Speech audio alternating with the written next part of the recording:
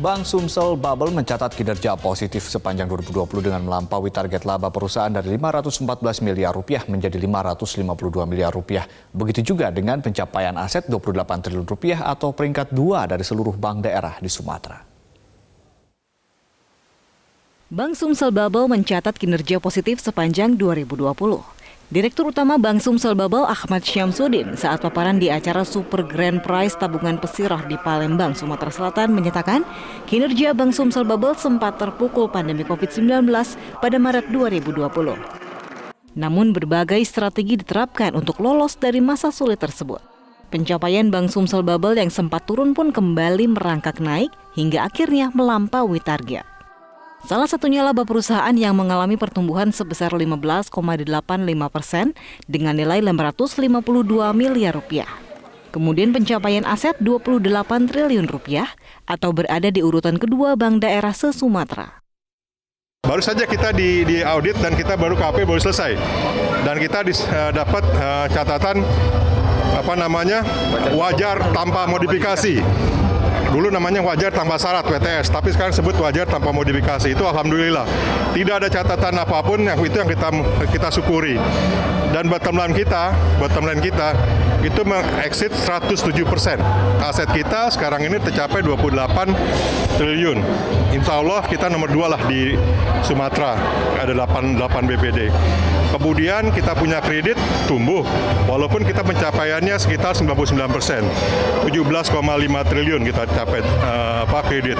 DPK 21 triliun, itu sekitar 101%-an, kita exit target. Laba 100,107%. CAR sekitar 21%. Dan kalau kita lihat permodalan kita itu sekitar 2,6 triliun. Kita nomor 6, 4 di Jawa, 1 di di Papua. Kita nomor 6. Bank daerah. Dan kemudian yang kita perlu lihat adalah LDR kita. Perbandingan antara loan dan dana murah kita itu sekarang kita mencapai 83%. Tinggi loh. Di atas rata-rata perbankan nasional dan BPD. Kita 83%. Itu juga kita exit target gitu loh. Ahmad Syamsuddin menambahkan untuk target 2021 pihaknya masih melakukan pembahasan dengan OJK. Kedepannya Bank Sumsel Bubble bercita-cita menjadi bank buku 3 dari sebelumnya bank buku 2. Tahun 2021 saat ini kita belum bisa kasih target karena masih dibahas dengan OJK. Tetapi tahun 2021 ini pasti lebih challenging gitu ya. Karena kondisi yang sekarang ini, kondisinya seperti yang kita sebutin, biasanya orang-orang nyebutnya PUKA ya. Volatility, uncertainty gitu kan, complexity, kemudian juga ambigu, kondisinya memang seperti ini.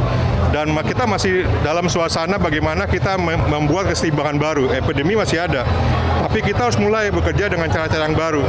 Nah, inilah yang kita harapkan kita bisa mengantisipasi tantangan di tahun 2021. Nah, itu yang kita lakukan ini, dan kita juga ingin punya cita-cita bagaimana Bank Sumsel Bubble itu dari buku 2 menjadi buku 3. Kita sebut aja BSB 2.3 gitu ya. Karena tahun 2023 itu banyak sekali kegiatan-kegiatan kita yang harus kita penuhi ya. Kondisi pandemi COVID-19 menuntut Bank Sumsel Bubble untuk terus berinovasi dengan cara-cara yang baru guna mengantisipasi tantangan ke depan.